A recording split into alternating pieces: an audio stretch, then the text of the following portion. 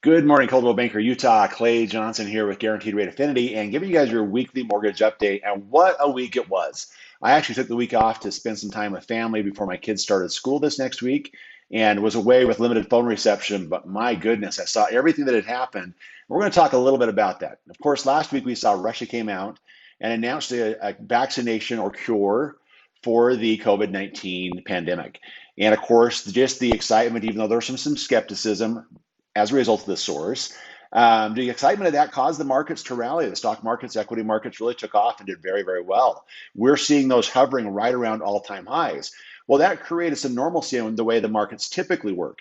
Those do well, mortgage-backed securities and treasury bonds drop down. And so we saw as a result of that, the yields go up and the interest rates rise a little bit as well. Now, to make matters even a little more complicated, we saw the Federal Housing Finance Agency came out and said that on all refinance transactions after September 1, they're going to assess a zero point 0.5 or a half point fee.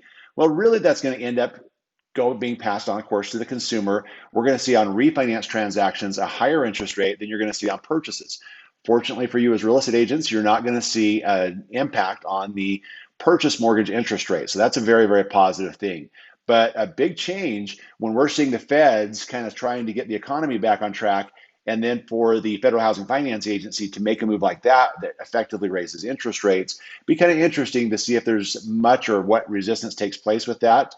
But we're seeing even with those changes, there's still 19 million folks out there throughout the United States that can significantly impact from a refinance loan.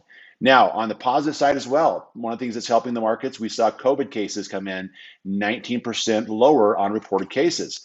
Hospitalizations down 20%. And so, some positive things happening in the economy that's causing those equity markets to rally. And of course, the result is mortgage bonds, mortgage-backed securities, and treasury bonds dropping a little bit, yields and rates rising.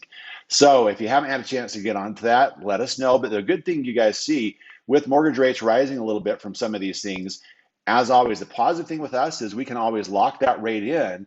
And if things improve, we can actually roll that down before they close to that lower rate. So it protects our borrowers on always making sure they get the very best rate out there. Aside from that, if you guys have any questions, let your VPs or loan officers know on this call. They'd be happy to answer any questions you may have. And have a wonderful week. We'll catch you next time.